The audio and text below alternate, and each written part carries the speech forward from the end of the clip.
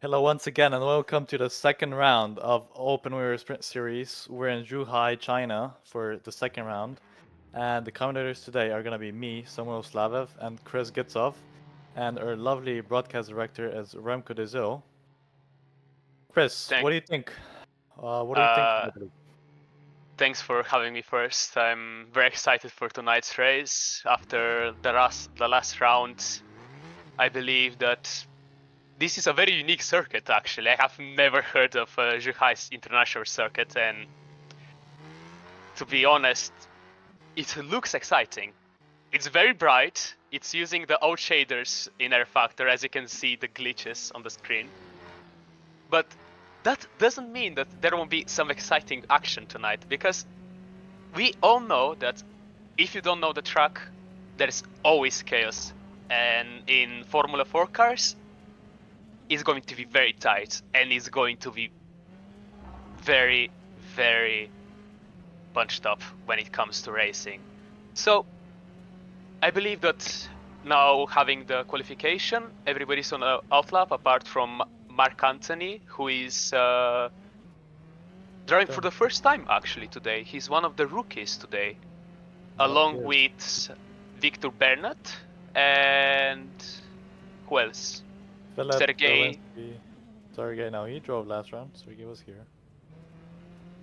Lana Rahim is a rookie as well. Jonas Karua. Manamani Kandan, he's the main driver, but he didn't drive last round, so this is first official round. Everybody's a rookie today.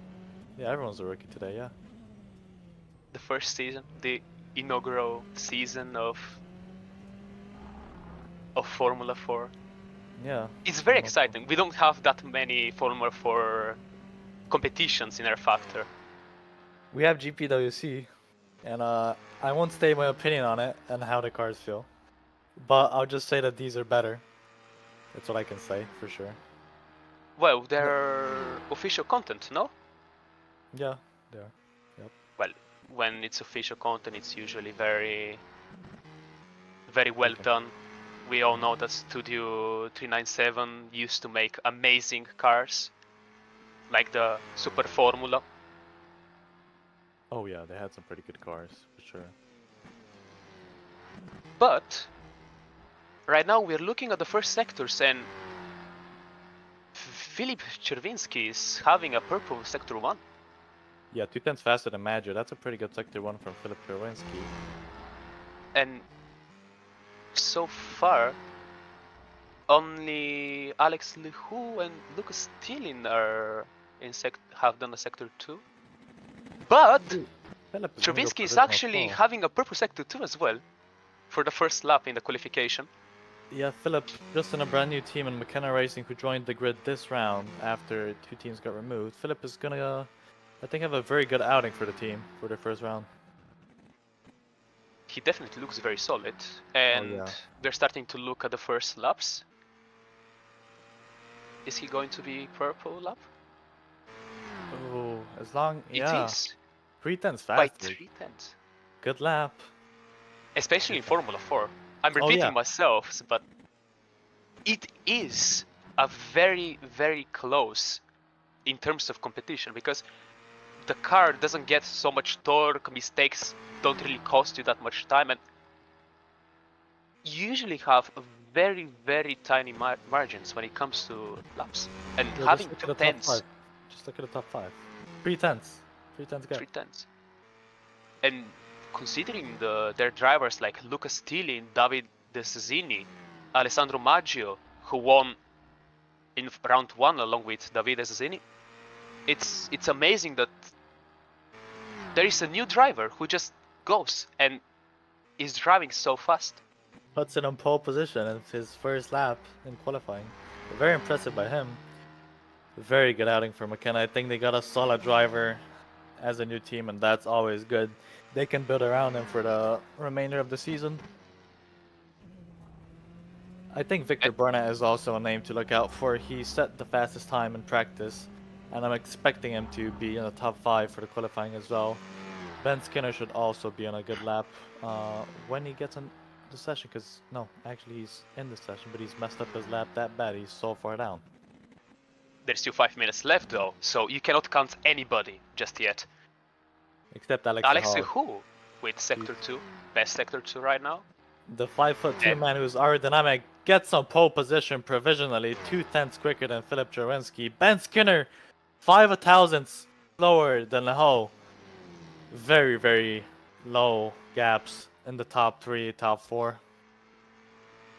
And the margins are going to get closer as people are getting more laps, getting more comfortable in this qualification situation right now. So yeah. we have Davide on outlap, we have Maggio, and right now Ben Skinner is actually on a purple sector 1. Yeah, as we are speaking about it, he continues driving. He didn't stop, and he's back. No. Just a lot of slip angle for that corner. A lot of slip angle. I'm not used to it right now. Yeah, he just carried too much speed. Rear snapped out a bit too much. Good braking here, gets a good exit. This might be a green sector 2. As long as he didn't lose that much time, I think he can still challenge for pole. But if it's more than 2 or 3 tenths, I don't think he can do anything more in this lap. Ooh, purple sector again. If he doesn't mess up last section, this is the trickiest corner of the track. As long as he doesn't mess this final corner up, I think he's got pole in the bag. For now, provisionally at least. It's a very long straight and a very tricky corner. Yeah. Because you need to just be quick rotation, yeah. Just quick enough on the stopping. You need to be very late. Use maximum of your speed, because the moment you just lose a tiny bit of it, the tiny bit of the slip angle in these cars, you just lose the momentum and you go 20 kilometers slower. Yeah, triple purple sector for Ben Skinner. Very, very good lap for him. He just put it all together. 34.999. I still don't have to take the tires off my car because he hasn't hit my prediction, but if he gains a 10.5, I think he might be able to do that. Alessandro Maggio is on a personal best, Sector 1, with a 27.2. Yep. We also have Mari Kandan with also a very quick Sector 1, 27.3 for the Fox Esports. Is he going to be able to get into top 5? P16 it is for him, but decent improvement. Moved up from P22 to P16. I think he has a chance for at least one more lap, maybe even 2. Hopefully.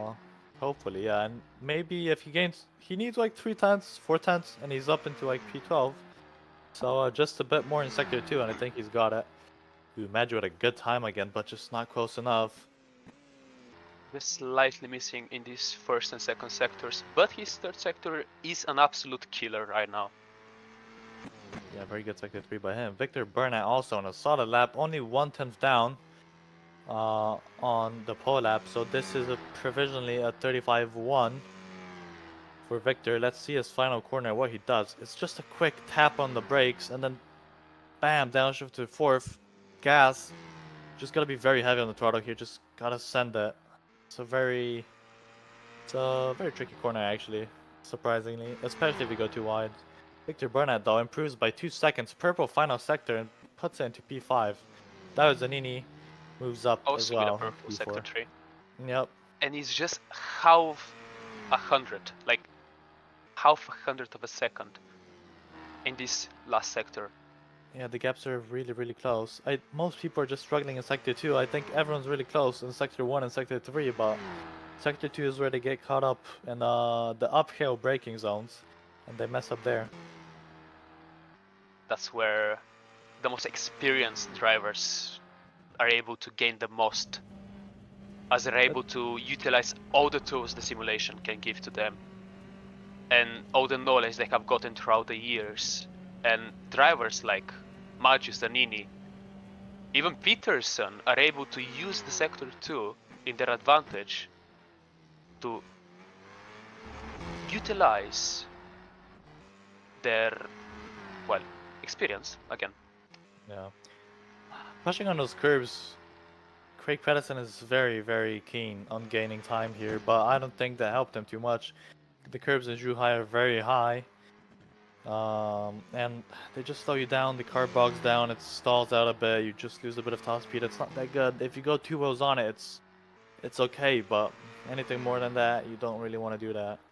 He's only 3/10 down though, so this could still be an improvement. So I think it's just gonna be a little improvement though. Is See, it? I think our pole setter is gonna be No. Ben Skinner because I don't think anyone else is on the lap. No, there's a few more people actually. I think. Yeah, there's a few more people on the lap, but I don't think anyone can steal it away. No, Madger's on the Actually, lap. it's on a lap. Madger's on the lap actually. On the So green sector 1. yeah, he has a chance to steal pole position right at the end after the session has ended on his last lap. He's still on that faithful sector 2. So, is it going to be a lap of life?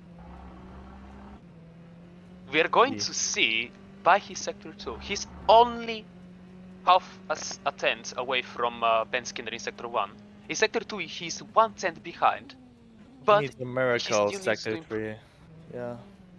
He still can improve. His sector 3 was quick, but he can still improve. You cannot count him out, never. And he still can get up to second, so... Oh yeah, he still can get second place and get in front of Alex DeHall. Is it going to be P2 or P1? Find out. Is P3? I think Just he's the behind last his one on the lap. teammate, Yeah, Alex just behind. Leku. And the Uh, difference is 2,000ths of a second. needed a bit more, yeah.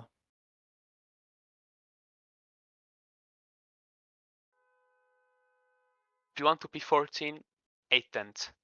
Alright, let's see who's on pole then. Ben Skinner, pole position with a 34.999. So we did manage to get into the 34 threshold. P2, Alex DeHall. P3, Alessandro Maggio. P4, David Zanini. P5, Victor Burnett. P6, Philip Chorinsky. Impressive outing for him. P7, James Knox. P8, Thijs Jongstra. P9, Craig Patterson. And P10, Lucas Tylen. P11, Emiliano Ortega. P12, Tina Curtis. P13, Mauro Terzoli. P14, Yaroslav Sharamanov. P15, Simon Kander. P16, Sergei Sapoznikov. P17, Manaman Kandan. P18, Jonas Kurwa. P19, Alfie Dunley. And P20, Lena Rahim. P21, Izan Gutierrez. P22, Mark Anthony Rasenagam. And P23, James Andrews, locking out the grid. Interesting qualifying session. Very, very tight gaps. We'll see what happens in race 1 now for the sprint race where there isn't a mandatory pit stop, so it's going all out for 14 laps, I believe. Yes, 14 laps. Still, we have teams like Bluehorn and KKR Esports with with Jongstra, yep, and Skinner, who in the first race, although they were quick, right now they're on pop. They're getting a bit ahead. They're getting closer and closer to the front, with Ben Skinner managing to get this beautiful pole position. Yeah, very good pole position by him. Only one. He's kind of in a league of his own. It's only 1/10 gap, but that 1/10 at the end is a very big gap to close down. And he's the only one with the sub 35. So. Oh yeah. Oh yeah. It is something that you have to consider, because having this this mentality to be able to get into the 34s, because closing down within a second, like doing a 35.8, 35.2, it's a lot easier than getting from 35.2 and 34.9 because of this mental gap. And he managed to do it, and he's the only one that that has done it today. So he's definitely going to have the high ground going forward to the spring and future races. And hopefully this momentum that he gained today in the qualification is going to help him get amazing result in the race and make his team happy.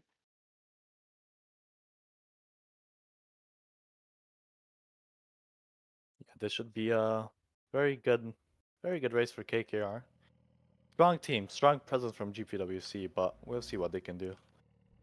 We have a 10-minute warm-up now, where everyone can just do some final checks, test fuel, test the pit entry, pit exit, fix their pit stop bind, and everything in between that they want to do.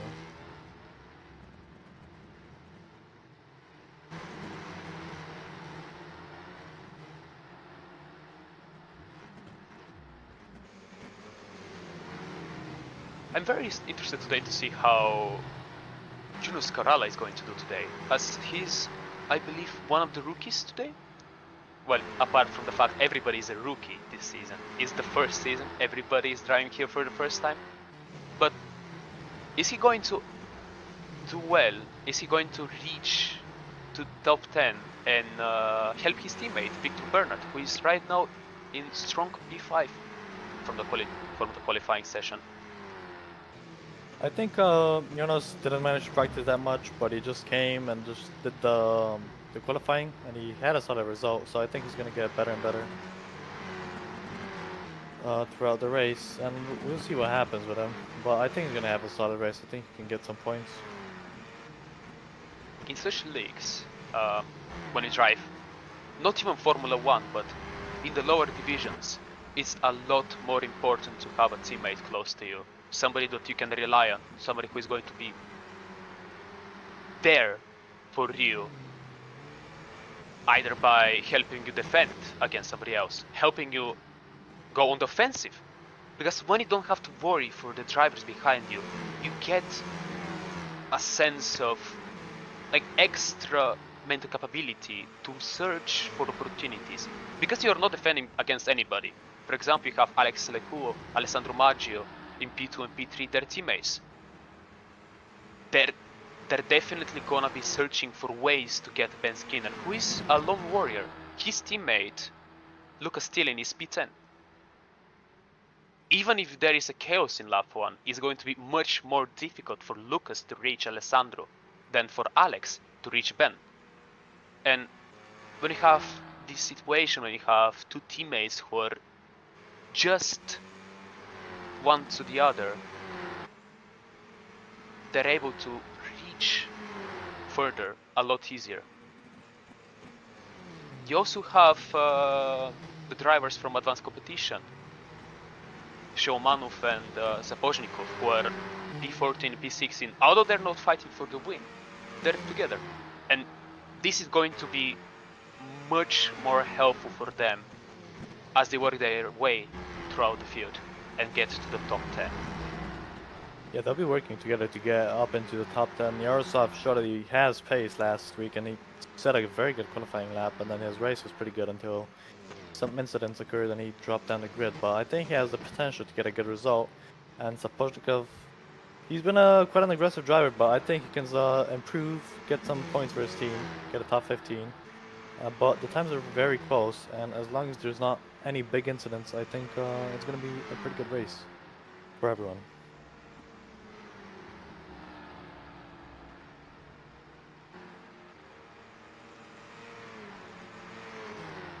And now, as it's a warm-up, the laps are not so important. Everybody's trying to get into the groove with the more fuel, getting used to the lines, maybe doing some small fights, maybe crashing out, getting it out of their system.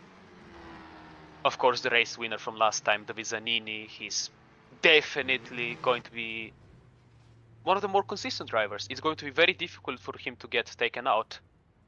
And today he doesn't have a teammate, I believe. So it's going to be very difficult for that Fala driver to reach to that top 3, as he's straight behind them in, I believe, P4 or P5 in the qualifying, if I'm not wrong. Yeah, he was, yeah. What you said, yeah. In P4 or P5. In any case, you never know what's going to happen in such leagues. Drivers always make mistakes, even the best ones, even in real Formula 1. You never you can never be sure until the last corner, until the checkered flag. Case. You might win when you They get least better and better. expect it. Throughout the race, and That's we'll the see beauty what of happens with racing. them. And that's the P5 beauty of victory. sim racing, because many people don't believe in sim racing, but one of the most exciting type of races come from sim racing. And it's a place where everybody can share their passion. Everybody is on an equal footing. And today, in the Formula 4 championship, driving for most of the drivers, pretty unfamiliar car. The Tatus, while it's an amazing car, is not quite driven by many people. Many people drive Formula 1 cars, the prototypes for leagues such as VSC.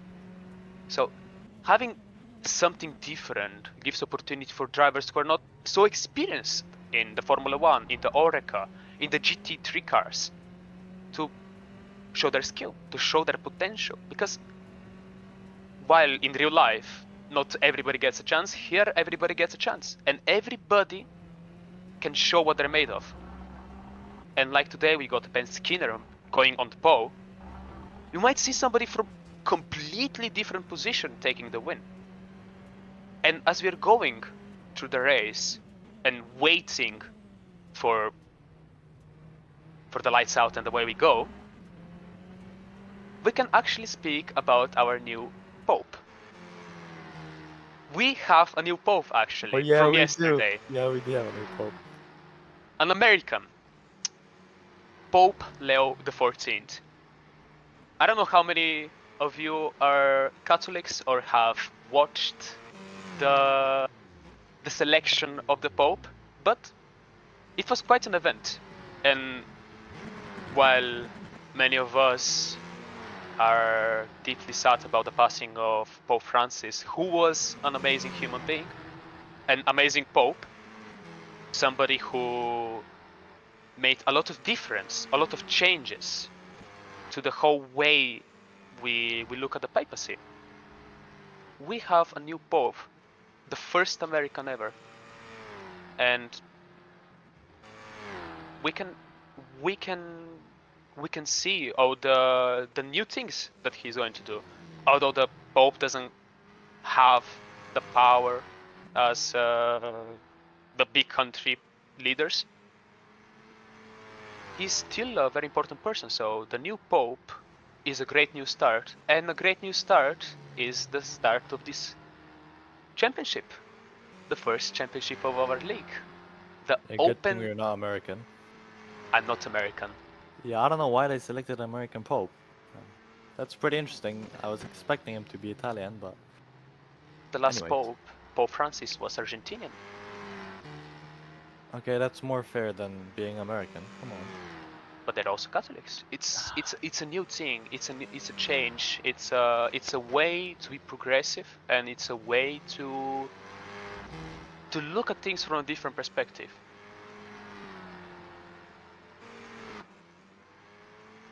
Like having our pole-sitter, Ben Skinner, who we're gonna be looking at with a lot of excitement and hope to get an amazing result tonight. In the first races, he had P4 and P9 in Australia. Today, he might get a P1 in the first race, in the spring race, and then in the future race, he might get another podium, even a win. It's always exciting to have people push the boundaries, find an exciting way for us to look and spectate them. Because we can only be amazed by the skill of these drivers, many of whom are very promising and incredibly talented.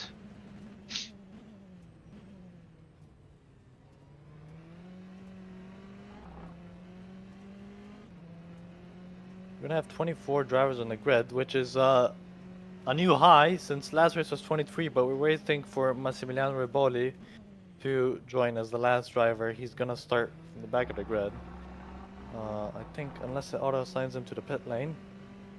And yeah, so that's pretty good that we didn't have a member drop. And I hope next race we can get a full grid of 30 people. 24 drivers is still a lot. In Formula 1 they only have 20. 22 from next year, but still 20, 22, 20 drivers. Right now we have 24. Formula 1 is nothing compared to this league. Formula 1 is nothing. Of course. What is Formula 1? I don't even know what Formula 1 is. Lewis Hamilton who? Who?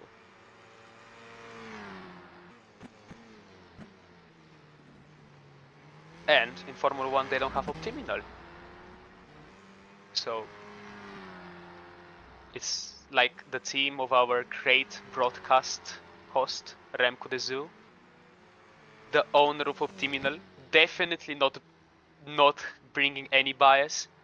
No bias. As we're looking into Victor Bernat, who finished his lap in P7 preparing for the race, and his teammate. Bias? Where bias?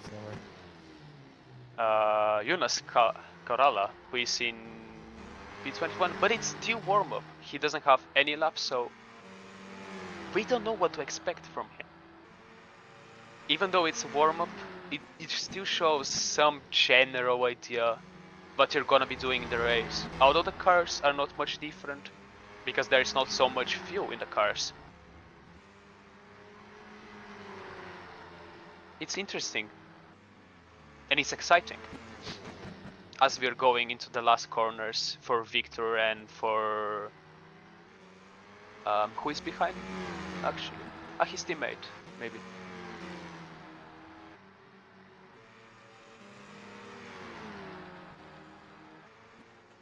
You know, you want to do some surprise good results for race 1? Who do you think is gonna do very good in race 1? Give me your guess. Well, I've been kind of glazing Ben Skinner for the past 15 minutes, so I'm going to say Ben. But he's in P1. How is that surprising? Well, he didn't get a win last time, so him winning this time would be something new. And he has Alex Leco and Alex Maggio just behind him, so him managing to keep that P1 is going to be a win. Oh, yeah, and while his skill is definitely there, he managed to get this amazing 34.999. He still needs to drive these 14 laps in sprint race and be able to manage these two amazing drivers behind him and Davide Zanini just behind them. So it's going to be incredibly difficult journey for him. And with Lucas still in P10, it's going to be very hard to use his teammate. So this is the driver I will be looking at. I'll be also looking at the new drivers. I'm going to be looking at advanced competition, who are also together. I believe in such tracks with straights and hard braking, you really need to have a teammate who is going to be looking out for you and you to make way for him, in a sense, to push the others and, well, not crash into them, of course. We don't want that, although it will be incredibly interesting to look at chaos. It's entertaining, but in terms of competition, all of these drivers want to finish the race, and they want to finish the race in P1. Whether you start in P23 or you start in P1, deep down, everybody wants to be on the top spot of the podium, and that's the reason we all drive. The passion, the love for competition, for the cars. Yeah. So, I think who's gonna do good? No, Philip. Philip had a strong qualifying. I say Philip. I know him from other leagues. Travinsky. He's good. Yeah, Travinsky's very good. I think as long as the race stays clean, I think he can have a good result. Where has Riboli gone? Bro has I wonder if he has the power cut like David had, where a cow struck the fence, and then the whole town doesn't have electricity, and he can't race. I wonder where he's gone. We're gonna wait for him a bit more, and if he doesn't show, even though he said he's joining, we'll start He's without going him. to join, I'm pretty sure. Yeah. Always believe in Massimiliano Riboli. Yeah, we're waiting for him. He's there, he's in the voice chat, I can see him. I bet he's panicking. In the voice He's chat. very panicking. You just see it from his icon. Yeah, he's there. I told you he's going to be there. And now, David Zanini in P3 and Masi behind everybody else, I believe that this is also going to be an incredible opportunity for Masi to cause chaos. Although I wouldn't wish for him to do it. I really wish for him to be able to join the pact. Maybe get into the top 10. You never know. The last time in the first round, he managed to get very strong P7 and P6. And we all know how talented Massimiliano Riboli is and how capable as both a team manager and as a driver he is. Always there, always waiting for that opportunity. And he rarely misses it. So going into the race, having him together with David Zanini might be an opportunity. And we actually didn't really speak about the Elk drivers, Tina Curtis and Mauro Terzoli. They're also together, and we kind of missed that. So they're very close to the top 10. And again, two teammates driving together. And it's going to be very hard for Ortega and Tillin, who also want to go forward in such tight field grid. Yep, and it's gonna be very interesting. Let's see what Alex Zhuhai and Alessandro Maggio do. The two teammates right next to each other. I wonder how they're gonna be scrapping in the opening laps. Hopefully there's not too much chaos, and now the formation lap is beginning. Ben Skinner leading the way. Now let's go to the grid again. P1 Ben Skinner, P2 Alex Zhuhai, P3 Alessandro Maggio, P4 David Zanini, P5 Victor Burnett, P6 Philip Cherwinski, P7 James Knox, P8 Thijs Jongstra, P9 Craig Patterson, and P10 Lucas Thailand running up the top 10, P11 Emiliano Ortega, P12 Tina Curtis, P13 Mauro Terzoli, P14 Simon Kander, P15 Manu Manikandan, P16 Jonas Kuroa, P17 Yaroslav Shoamanov after the 3-place good drop, P18 Alfie Denley, P19 Lena Rahim, P20 Izan Gutierrez, P21 Mark Anthony Rosanagam, P22 James Andrews, P23 Sergei Sapovnikov after he's done his back of the grid penalty, and P24 Massimiliano Riboli, who joined very late and he's gonna start from last. So, interesting grid. There's some people that are fast but are low down on the grid. They'll have to carve through the field in race 1. See what they can do. And unlike in the hard divisions of Formula and hard divisions of endurance racing, they don't really get too many resources to fight. You have the slipstream, but that's very minimal. The cars are very small. The engines are very small. There is not too much torque.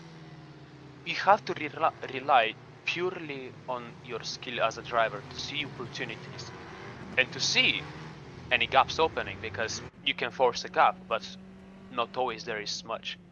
And as we're looking at Massimiliano Riboli in P24, he has 23 drivers ahead of him, and many of them are also going to be looking forward. So is this going to be an opportunity for him to push and to catch the front, or he's going to be stuck behind? And looking at the lights out. One light, two lights, three lights. And it's go, go, go, and Ben Skinner has a good start. Someone's off the track already, somehow on the start. I don't know who that was. That's Lucas Couldn't quite see. Yeah, that was Lucas Stillen. I don't know what he did, but he's gonna have to recover from that. David Zanini, ooh, goes wide. He was almost up into P2, but doesn't quite manage. So far, so clean, I think. We haven't had any incidents, but this is a corner where I expect the most crashes happen. Let's see now if everything stays clean.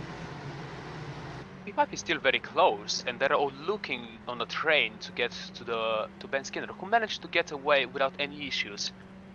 And actually, Chervinsky managed to get P4 with Davide Zanini losing 3 positions in the start from either overtake or a mistake on the start. We're going to be looking maybe on the replay if we have. Yeah, we do. Yeah, Chervinsky with a very, very good start. 2 positions up. Solid start for him. And speaking about one of the drivers who were exciting today, we have Massimiliano Rivoli, who managed to get P20 from P24.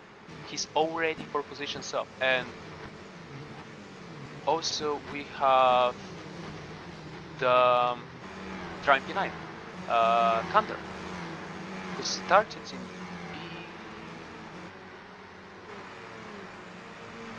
P20, I believe. Who stood on P20? Kanter, no, 15, P15. Kanter, Shimon Kanter. Yeah, he's had a good start as well. He's P9 right now, 5 positions up. With Corrala in P11, they have all gained 5 positions. Craig so they're already not the field because he was P9.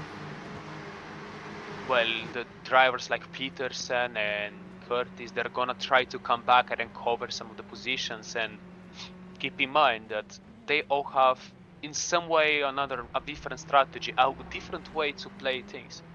Yep. He could very much be playing the slow game.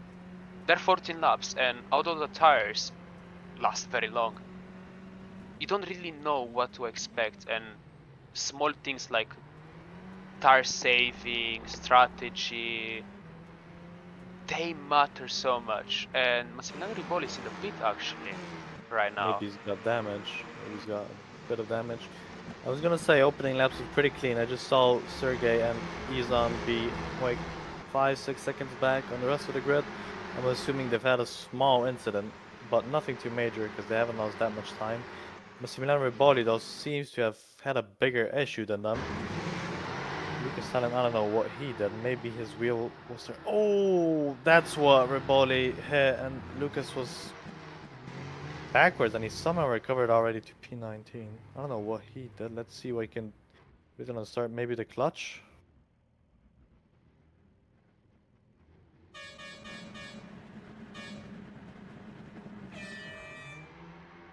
Oh no, he starts from second gear. Yeah, he stalled because he was in second gear, and then he had a bad rejoin as well onto the track. Well, he has a fighting chance still. He's up into P18. He's not even that far back. He's probably got a bit of damage.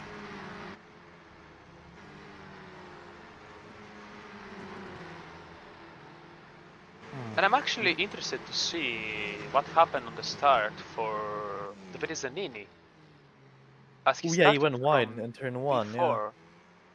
Yeah, I think he went wide into turn 1 and then lost a bit of positions because he had nowhere to go, and he kind of needs to let people by or else he's gonna get pushed onto the grass.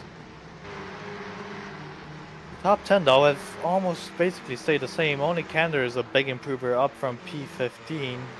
He's up 6 positions. Craig Pedersen is down 2. Oh, and that's Lannerham missing a front wing, a rear wing. I don't know if the mechanics can fix that much damage. I don't know what he's done. We'll maybe see on the replay later. He's definitely going to be quick on the straights. Oh yeah, definitely, but that's about it. I think he hit the wall on his own in the chicane. Let's see. Oh no. Oh, speaking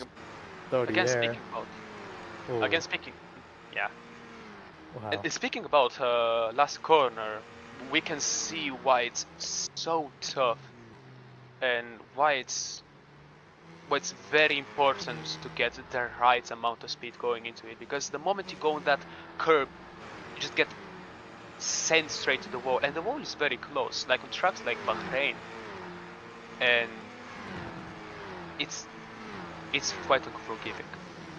Yeah, right. Yaroslav alongside Jonas Karawa into turn 1, and he got him. Jonas with the snap on the exit, and now Mortarzoli is looking to capitalize off of Jonas's mistake. He's already ahead of him. Mortarzoli is going to be defending into the chicane. Jonas trying around the outside, braking later. Doesn't quite manage. Maru keeps the position for now. Good move. And Alex Lehu is actually has done the fastest lap of the race so far. I'm not sure if it gives you points, but he's definitely closing the gap to Ben Skinner. And right now he's on a green sector 1, which means that he is closing. He's getting closer and closer, and there is a 3-second gap to Maggio. So we're realistically looking at Ben Skinner and Alex Lehu for the win so far. Because 3 seconds is going to be very hard to get, and for James Knox it's going to be even more difficult to get 6 seconds. Yeah, Ben Skinner and Alex in their own league right now in race 1. They've built a big gap for only 4 laps. And we're looking at the race start for David Zanini. Yep.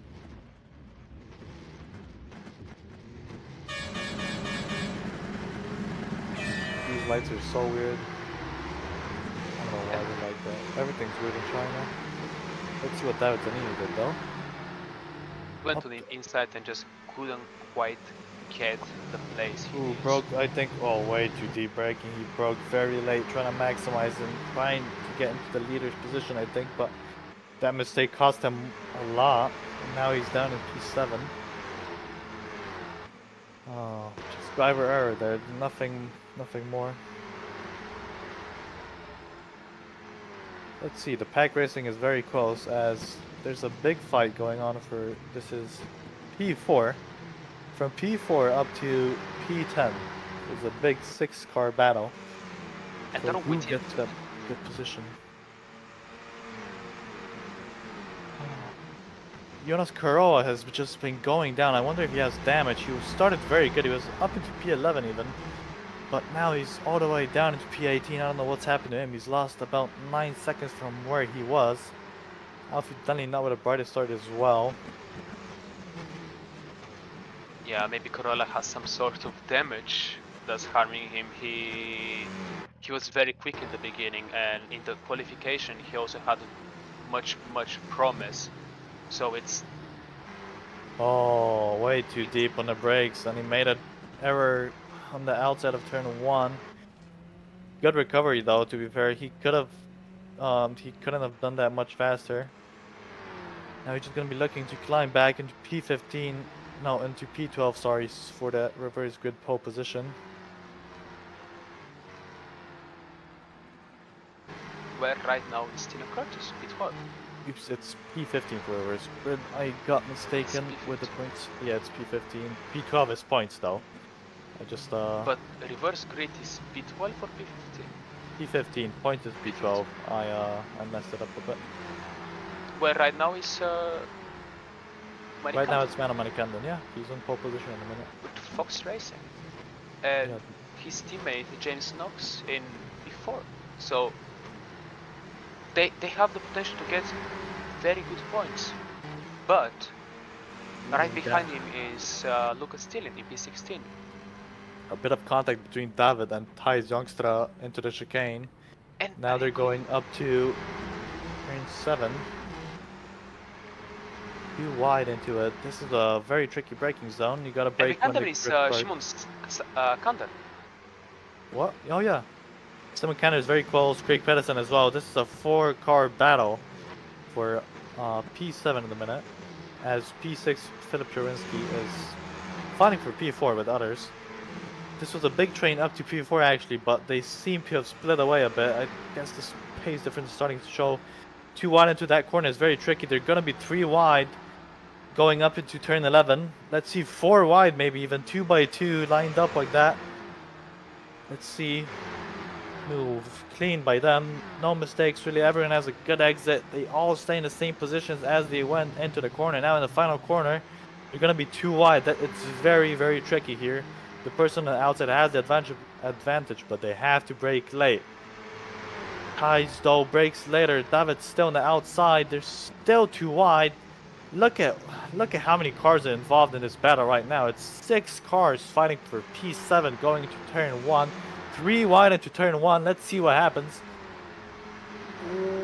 tight, no damage though, no spins, no nothing. That's very good driving by them. Very, very good standards. What an exciting battle for P7. And again, we have the exact thing that we were speaking about. The grid is very tight, and the drivers are looking at every single opportunity, making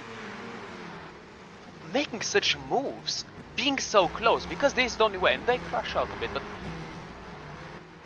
Simon touching the rear of David Zanini.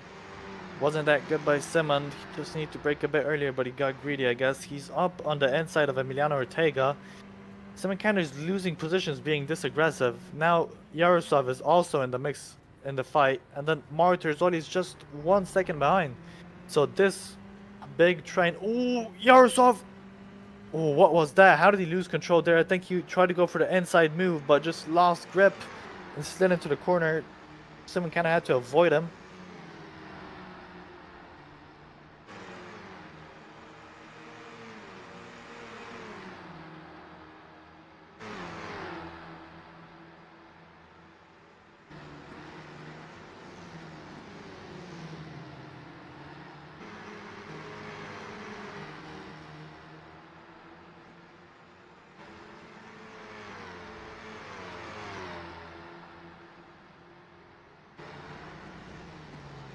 right now we had a fight for the P15 with Terzoli and Lucas Tillin, who are also trying to catch Shimon Kander, who made that mistake earlier when he was fighting with Vinizanini. So, are they going to be able to catch him and get those points? Because they're very close. Even looking right now is 2 seconds, and looking at the mistakes, looking at the action, they might actually be very, very achievable. And right now they're getting their own 3-man battle with Shimon Kander having nobody to help him in the front, with that tiny bit of slipstream, allowing Lucas Tillin to go on the inside, getting the better way and the better side of the track for the overtake. As being on the inside, he has the priority. Not quite now, but who makes Simon makes a little mistake. Now Lucas gets the better run on him. He's gonna go for the inside. Simon is not gonna defend. And again, it's exactly the same. They have to think about the drivers behind, which usually obsess them, even if they're not in a defending position. Because Shimon Kander definitely wasn't in a defending position. Right now he is, because he got put into the spot. Looking behind, looking ahead, having to defend. When you're chasing car, you always have the advantage, especially if you're out of the race train. If you're separate from the others, it's much more easier to overtake, but it's ever so harder to catch the drivers ahead. Lucas Thailand and Simon Canada have been too wide since last lap, and they're still going at it. Mortars only has caught up about 2 seconds to them. I mean, now he's in the mix for the fight for P13 as well. Simon Canada goes high off the curb. Lucas Thailand utilizing all the tracks, slight snap on the exit, but he gets a good run. Simon Canada with a bad run now. Oh, he got super wide. That's a mistake for him. He's bottom out and he's on the gravel, and now he's down into P15, which is kind of good for him actually, because he's lost out on about 5 positions. He was, no, 6 positions because he's on P9, but now he's on reverse good pole position, and Ben Skinner is still ahead of Alex Zhuhai.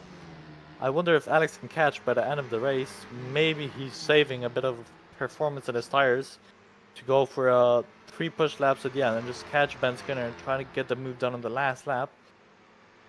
He actually did the fastest lap last lap, Alex Zhuhai, which means he's also pushing. He might have not quite caught Ben Skinner, who was on his best lap last lap also, but they're getting there, and we might be looking into a very exciting end of the race, because they're very close. They're separate from Alex Maju, who is behind them, ready in case something happens to capitalize on the mistakes of Ben Skinner and Alex Zhuhai. In case either of them makes a mistake, Alex is going to be straight behind them. And even James Knox, who is 8 seconds behind, but still, in such race, you never know. He's there and he's ready to take a podium or even a win. Because they can crash out, or they cannot. And looking behind, we might actually have another fight with David Zanini and Craig Peterson, who are fighting for P9 and P8. They're not quite there, but they have an option to either fight and have Tina Curtis behind them catch up, join the fight, or they can try to use the next 2 laps to catch the driver ahead of them, the Blue Horns driver and the McKinnon Racing drivers of Filip Chernensky and Tis Youngstra. They can actually try to make it a 4-way fight, or Tina Curtis can join them in these fights and force Craig Peterson into losing the position and overtaking. So Yeah, we I might think have a couple of fights right now, and it's up to them to decide what they're gonna do.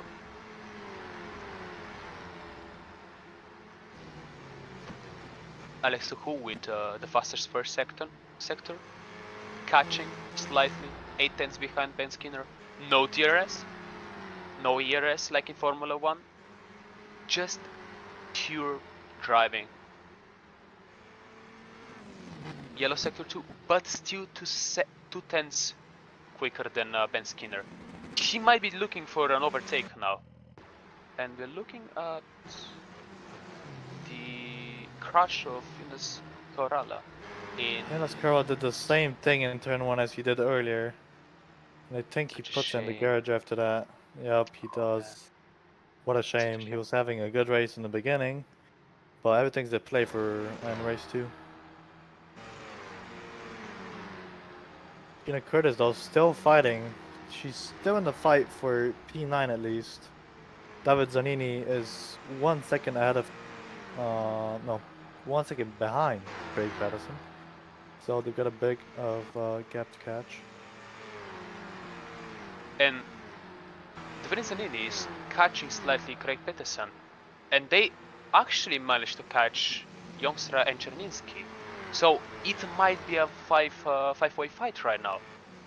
And we can only see the leaders, but can we see the current drivers, the current gaps, the intervals? Because there is a very small difference between them, and even for P5 and P4, we might be looking into a fight. Unfortunately, Alex Lehu is slightly losing to Ben Skinner. He managed to catch up, to get the extra performance he might have left Ben Skinner from his car, to make this small gap, get some briefing room, and Youngstra is actually looking for overtake soon. Maybe into turn 11? Yeah, probably into turn 11. I think that's one of the best spots to do an overtake here. But he's not quite close enough. These cars are braking very late, as they're so small and they have to brake so late, so you cannot really do a dive bomb like you could do in another series. They're very light, very nimble. They can move very quickly, but they're also very, very hard to force a move on, because you're always driving on the absolute limit of the car. So there is a very tiny margin to go from. And in such tracks where you have very late braking zones, like the Zhuhai International Circuit, you're looking into a mistake.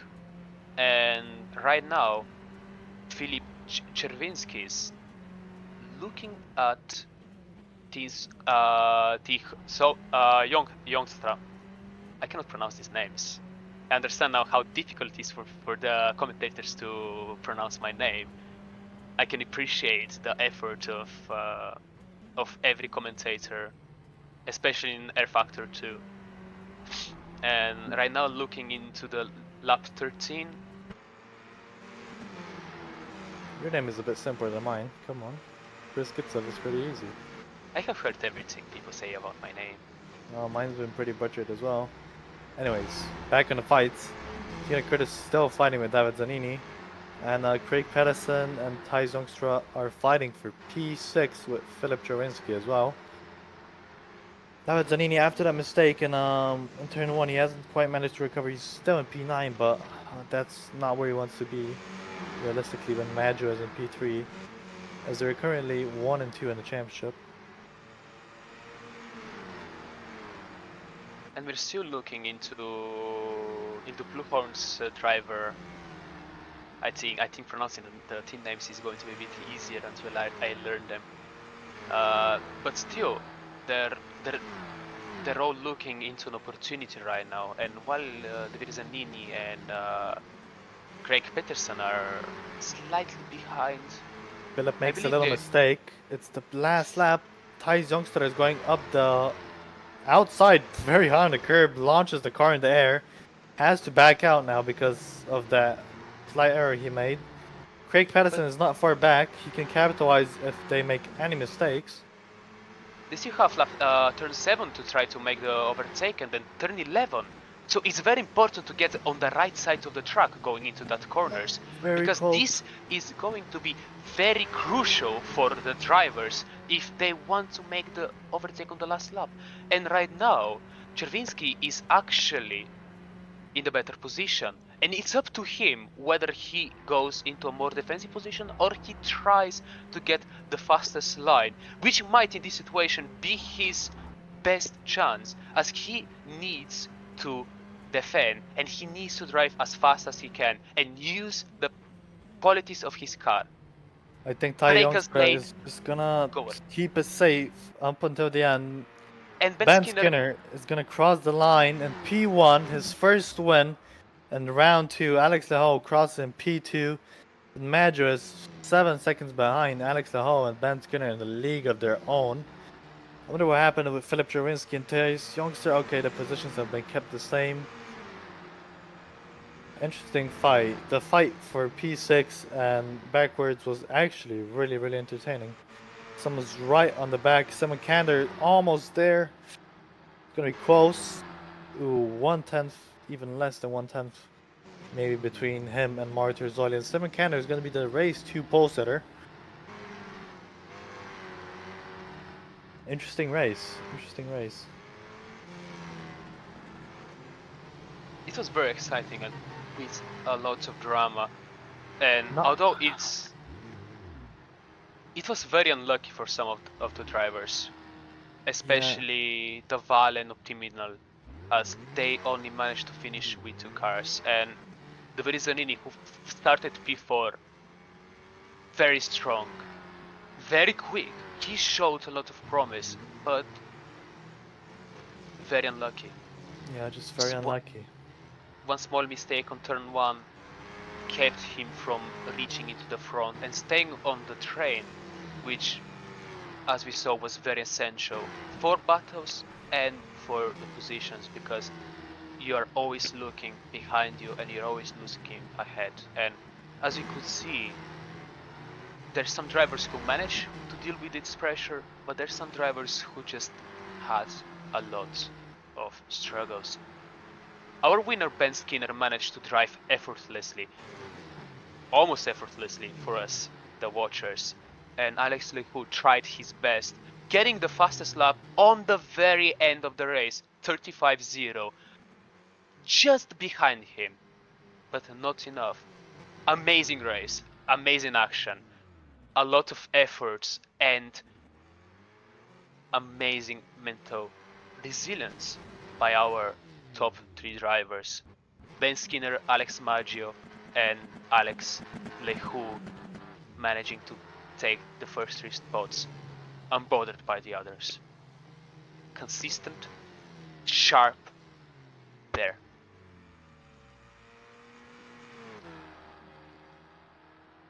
Drivers behind them, actually, Victor Bernard managed to capitalize on the mistakes and to keep this P4 position, starting from P7. No problems for him. Clean race, doing exactly what's expected from him. Going a bit further, catching the leaders, starting ahead of the top three from this race, he's going to have a great opportunity to look forward and to get even more positions starting from P12. The Vale driver, David Zanini, although he had a lot of bad luck, and also the drivers like Tina Curtis, who managed to get slightly ahead, they're going to be able to start on the grid from much closer to the pole position, and this could be their opportunity to capitalize in the second race, which also gives a lot more points.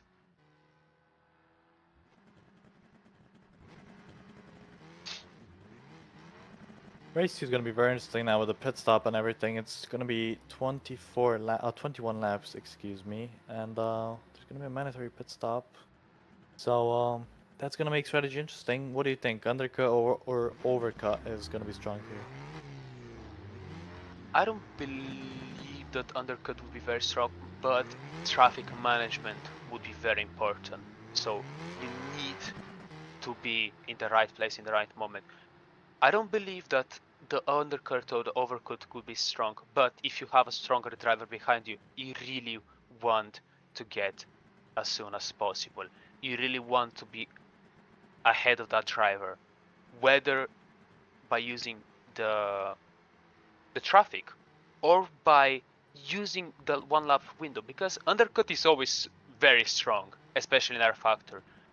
Going into the pits, going on the fresh tires, lighter car, having this extra power, extra push that you don't otherwise get into the car, it could be very valuable.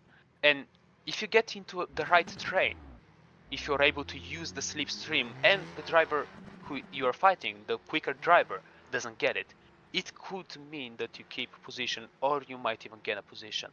It's very important to look into where you're going to end up after the pit stop, even more than whether your tires are going to have more lap times, because we saw that these tires last 14 laps at least, and they managed to get quick laps, especially shown by our top 3 drivers today, who managed to all get incredibly quick laps, with Alex Lehu getting the quickest lap of the race of 1:35.0. It's very exciting, especially with the mandatory pit stop, because drivers who are behind could use this in their advantage, going into the pits, using that extra juice, not having to go into the pits, look into potential opportunities to overtake drivers who are slower by using the undercut, or to stay longer than them and use that extra fresh air to get that valuable time back. Because as we all saw, we had situations like with David Zanini, who was a bit stuck behind Craig Patterson, who is also pretty experienced, pretty quick driver, has shown good results before. They really need to be careful when it comes to traffic. They really need to think strategically, but also tactically, because you might look for a move now, but you need to look in the long picture, in the bigger picture. You need to know where you want to end up after that pit stop, after that move. Because in the sprint race, you just go out, drive 14 laps. But right now, you have to go to the pits. You need to make something which gives you a lot of opportunities to change the outcome of your race. So having drivers from behind now is going to be much more easier for them to go to the front, especially if they're quick enough. And in the qualifying, we saw that they are very close, especially top 10, 8 tenths between P1 and P8, 1 second between P1 and P15. Especially in a track like Zhuhai, it's very, very hard to gain a lot of time because everybody is so close. There's a lot of straights, there's a lot of braking zones, not so much grip zones where you try to use tires, where you try to gain more time. You don't really have that many opportunities to save tires. You only want to push. You only want to be as quick as possible. So right now we have Samuil and Riboli with P1 in the warm-up. It's very important for the drivers who didn't manage to get a lot of good laps during the race or during their warm-up to get comfortable, to see the grip, to see where they can move, where they can do whatever they need, where they can use the slipstream, because with the slipstream also comes the dirty air. So it's essential to find a balance. Not so much like with the Super Formula car that Sudu 397 released a couple of years ago during the pandemic. One of the most incredible cars that I have ever driven. I would never drive it again, but it was amazing. It had so many functions and so many buttons that you can use that could make you faster, setup changes. Right now we are driving on the same setup. You don't have drivers who are just using low wings or maximum wings, as in using the track, using the straights. Everybody is on absolute equal playing field. So getting this extra information, extra feeling from the track, you know where you're supposed to go, you know how you're supposed to drive behind others, but you really need to exploit the mistakes and to know as much as you can. So having drivers right now driving is probably going to be very, very helpful. And Massimiliano Riboli, as we're looking at him starting from the last, he might use this in his advantage. As we're looking into our 7-race championship, starting from France, going into Britain in 20th June, we have a lot of action, a lot of incredible tracks, which it's actually 8 race. We already did our race in Australia, not shown in the graphic. We're already 1-8 away from the end of the championship. 2 months of hard racing, 4 races per month, a lot of action, and you never know. We have one leader right now, Alessandro Maggio, but you don't know what's going to happen, because today, in the first race, we saw Ben Skinner and Alex Lehoux catching, getting closer, and today you might be leading, and like for example, Formula 1, you might be leading the championship, but in the very next moment, somebody behind you looking for that opportunity might join you. So it's 8 races full of action, full of excitement, and uncertain ability. So I wouldn't skip any of them. I'll be there waiting for my favorite drivers, for everybody's driving favorite drivers, as we all cheer for our friends, for our competitors, and we all wish them to have the most amazing championship and the most amazing racing, as we're all for that. We all love driving and we all love to share it with each other. That's why we have this amazing competition. And our factories are starting right now, going into the race, 21 laps, drivers going into the grid for our Zhuhai Grand Prix. 21 laps, 4 kilometers of pure action, a lot of straights, a lot of braking zones, especially the last turn. Very, very technical, very, very important to know how to use the maximum of the slip angle, the maximum of the simulation. As we have seen, turn 14, turn 11, turn 4, very tricky, very important to be right on the edge, but still make sure that you get enough traction, as they have shown to be very, very costly for the drivers. I myself have never driven on this track, but looking at this action, this incredible calendar, because there's other tracks that are also very exciting, that also are very unique, that we're going to see going further into the championship. We are looking at the drivers, and they're starting on the formation lap. Shimon Kander, not quite there. Maybe waited a bit. Oh, bro, forgot to start. Simon Kander. He's a bit of a clumsy one, but nonetheless. P1, Simon Kander. P2, Marta Zoli. P3, Emiliano Ortega. P4, Lucas Thailand. P5, Yaroslav Shoamanov. P6, Tina Curtis. P7, David Zanini. P8, Craig Patterson.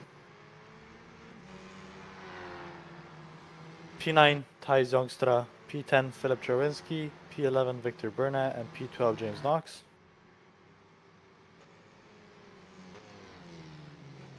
P13, Alessandro Maggio. P14, Alex Leho. P15, Ben Skinner.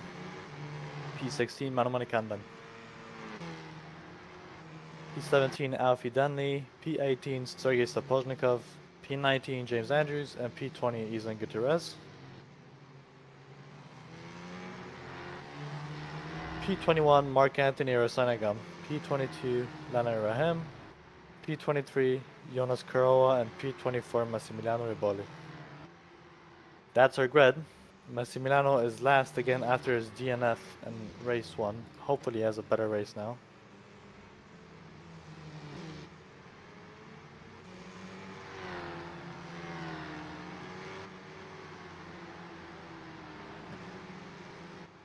Let's see, I put my money that Lucas Thailand is gonna win the second race because he has the pace and he's got the grid position. If he just gets a good start, I think this can convert into a win for him, as long as he doesn't start in second gear again, like last time.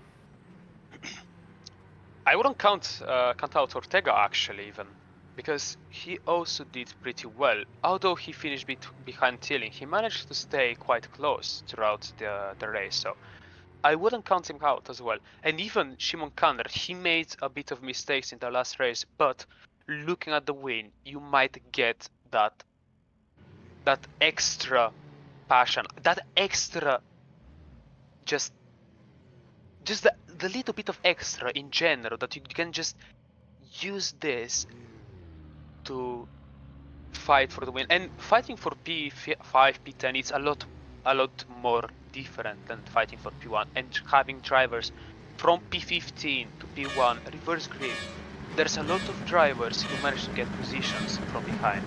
And starting the race right now with the green lights, we're looking into very exciting start.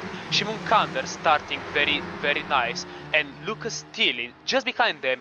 Peter Czerwinski making a mistake, going back to the grid. We have the race, and everybody manages to get through turn 1 and 2 turn, and we have the leaders keeping their position.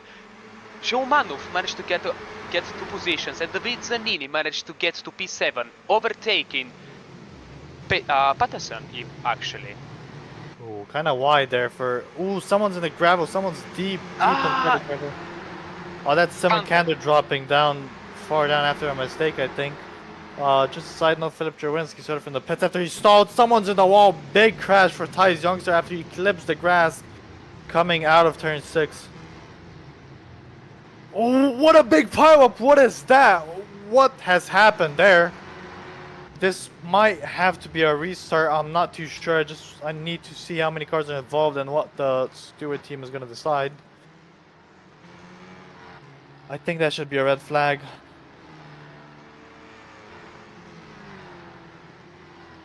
They're all racing though. Alessandro Maggio even DNF'd. Speaking about the excitement in the championship, we have our race championship leader, DNF. If the race doesn't restart, it could mean a lot for his race, because it's 25 points that are going to be lost. And right now, his championship rival is in P15. And while the race hasn't ended, he still has opportunity and chance to go back if the race doesn't get restarted. And it's actually a restart. So red flag. Never happened. We never saw that lap 1 excitement. It's going to be a valuable lesson for the drivers who made mistakes in the beginning, because although we had a red flag, you cannot make the mistakes that he did. Shimon Kander going off from P1, Lucas Tillin capitalizing on that mistakes. Is he going to be able to do that again? Davide Zanini, while he didn't manage to capitalize on lap 1, he managed to keep Patterson and Youngstra behind him. Chervinsky in with the pit lane start or on the grid? Because you mentioned he started from the pit lane. I didn't see that. It's going to be a new start. Never happened. Another great quality of sim racing. You can just start the race. A little bit of a slow start for one of the drivers going into the grid. Shimon Kander getting that stress, that pressure from Terzoli behind. You really need to lock in for the race and give us an exciting action. Lucas still in P4. We have the advanced competition driver Yaroslav Shelmanov in P5 with Tina Curtis just behind him, Davide Zanini and Craig Patterson behind. The Blue Horns driver, Youngstra and Filip Chervinsky, who gave us a lot of action in the last race in P9 and P10, with the Optimal driver Victor Bernat behind them. We have Alessandro Maggi, our championship leader in P13, his teammate Alex Alejo, Ben Skinner, Manikandan, apologies for the name, Alfie Denley in P17, Sergei Sapozhnikov, Alex, James Andrews and Ijan Gutierrez lining up in P20. Mark Anthony with Lando Rahim in P21, P22, and the end of the grid, Caorala with Massimiliano Riboli on the end of the grid. Very talented drivers for very big teams. We expect much of them.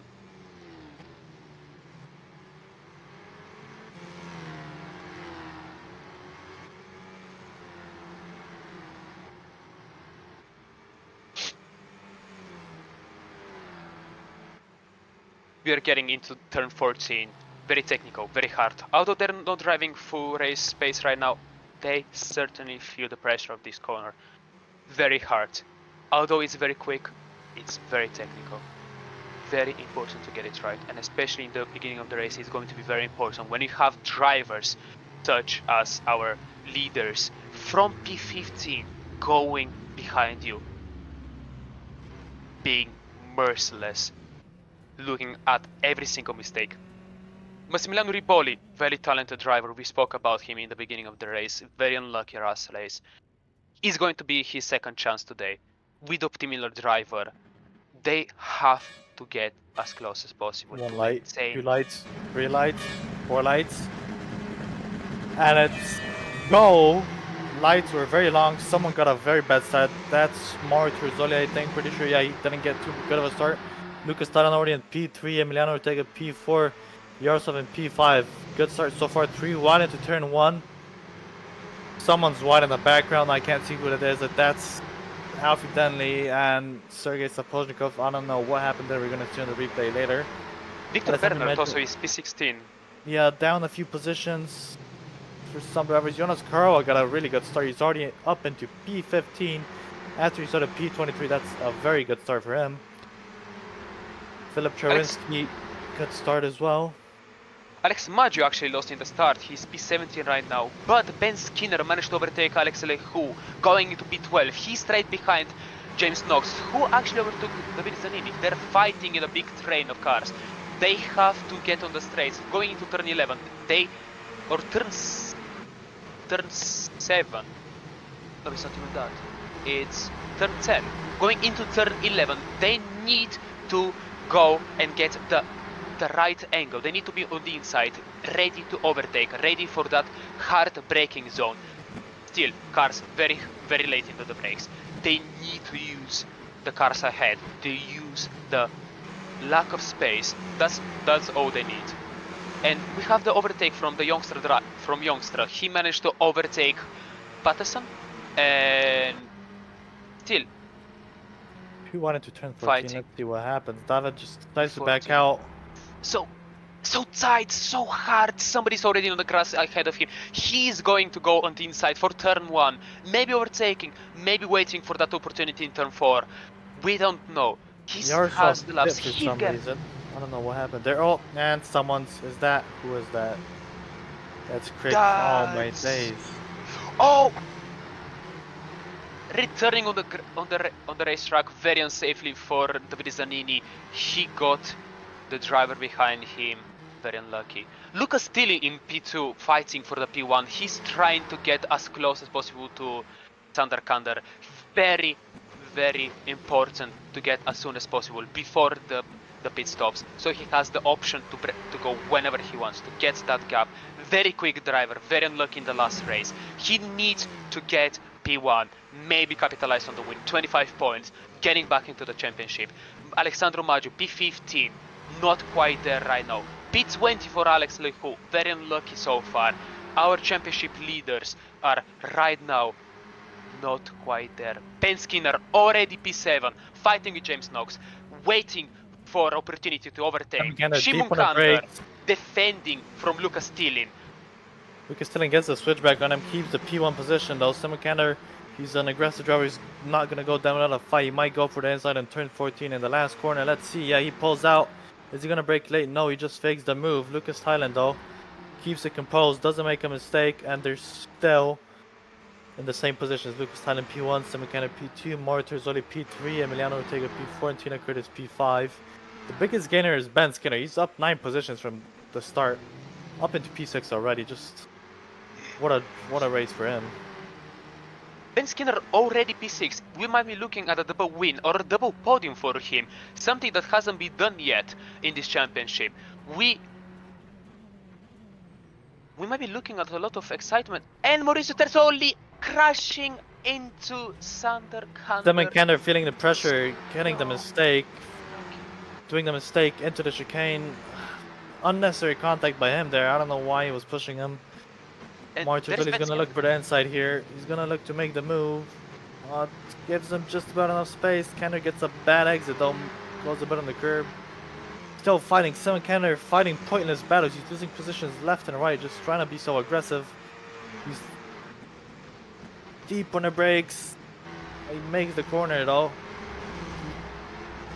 Gives him just about enough space. And they're still too wide. Pushes him kind of wide onto the curb. Now Ben Skinner is going to go through on the outside. Ben Skinner backs out a bit. Simon Kander, very wide entry.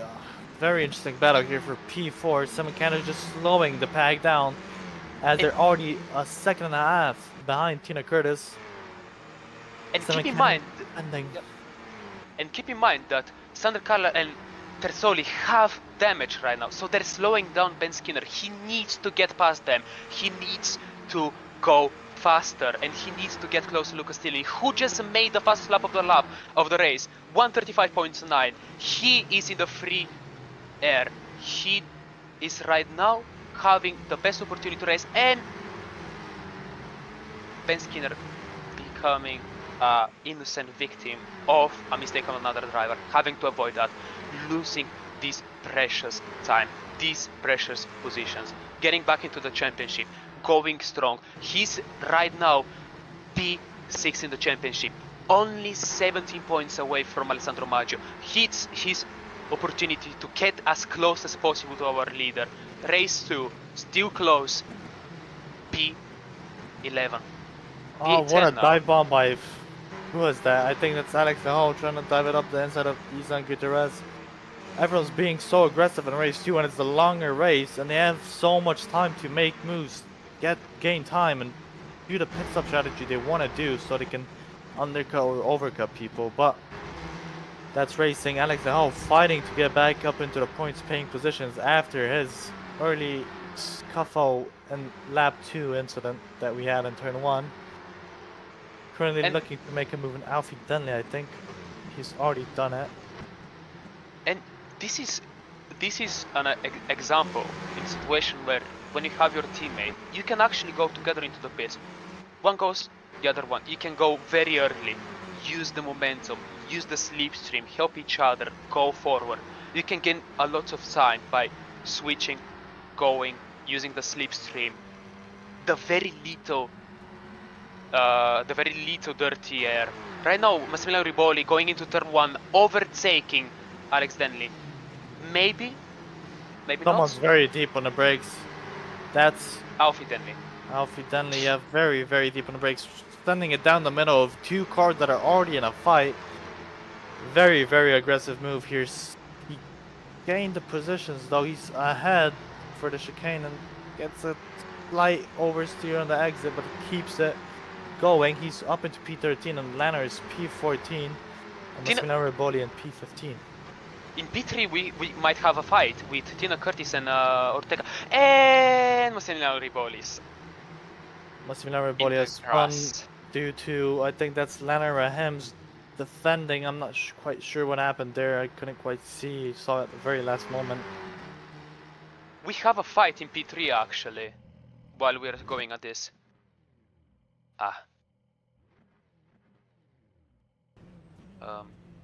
Yes, we are looking at right now the fight for P15. He's ahead of everybody, I believe. And he's defending from Alfie Denley from behind him, it seems. Very fortunate. Yeah, very, very unfortunate. Maybe it wasn't here. But we're right now looking at P3 with Tina Curtis catching Emiliano Ortega, fighting for P2. James Knox behind him with the fastest lap of the race, 135.6, catching. Very keen on getting that position. Very keen on getting into the top 3 with amazing result from last race, already P4. James Knox, very solid race for him. Victor Burnett as well. Philip Czerwinski as well, back up into the positions he was in the previous race. So that's very good for him. Emiliano Ortega doing very well to be holding up Tina Curtis, who's a very fast driver as well. He's fighting to keep that P2, but I think it's gone away now unless he makes a miracle move around the outside here. Ooh, very deep on the brakes. Is he gonna make the corner? Yes, he does. Very, very good braking by him. That's actually really solid. Good race he's on the outside and a bit of contact. Oh, and he spins around. Just a bit of contact with Tina Curtis. I think he turned in too aggressively. I couldn't quite see what happened. She gave him too little space, I believe. I don't know. She tried to defend the position, tried to give him as little space as possible, but going into turn 10, it's just so hard to drive on the grass. Very punishing, as we all mentioned. Turn 10, turn 14, very punishing to drive on the grass. In general, you want to get as much pace as possible, but you cannot make drivers go out because they crash and they take others away, and that's how you break the train. Right now we have a bit of a fight from Ben Skinner trying to overtake Youngstra for P8. He's going to get it. He gets it. Amazing move. The switch back from Youngstra. He tries to go back, and again Ben Skinner on the grass, pushing way too much. Big contact by them. Tidus Youngstra lost about 5/10 to Ben Skinner now. Manu Marikana 2 seconds back, 3 seconds back on Thijs Youngstra. So the gap from P9 to P10 is quite big. That's where most of the separation is. The rest of the top 10, except P1, is pretty close together. Tina Curtis has a big gap to catch, 5.5 seconds, and we have a yellow flag in sector 1, which is already fixed. As I said, I think Lucas Thailand will win, and he is currently in P1, so my guess is standing correct so far. Although Tina Curtis and James Knox had very hard racing, you cannot count either one of them out of the race. Actually, James Knox never really fought with her so far, but you cannot count them out of the race. Still 6 seconds. In the last race we saw how Alex Lehoux couldn't manage to overtake Ben Skinner for the P1, but still you can fight. People make mistakes. Lucas Thiele, amazing driver, very consistent, very knowledgeable, always there when it matters. Right now in P1, making that valuable move in the beginning of the race, having opportunity to decide when he pits, having the opportunity to put as many laps as possible in the green, in the clean air, without having a lot of stress. Soon they're going to start lapping drivers, but right now we are getting into the time for pit stops with David Zanini, Sheomanov, and that train of cars already having that pit stop. Tina Curtis ahead of them, getting past drivers who are still not pitting in the train, in the traffic.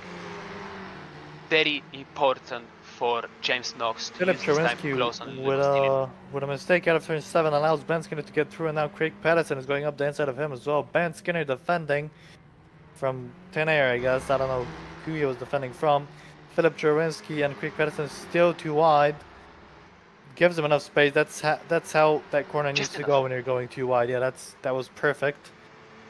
Philip Cherwinski, after the mistake, is back down into P6 when we was P4 just 3 corners ago, and Victor Burnett is into P3, and James Knox is P2. KKR are doing very, very good. This could be a potential double podium for them. Definitely, Ben Skinner is a very talented driver, and he showed amazing racing craft. Alex Lehu going for P7 with Marikanda. He is going to go for a move. He needs to get as close as possible to Cherwinski, who is their main... Well, he's at the start of the main train that they're looking for from P4 to P6. He wants to be there. Alex Maggiu behind them, still fighting with Terzoli, trying to reach that train. Slowly but surely, he's going to get there.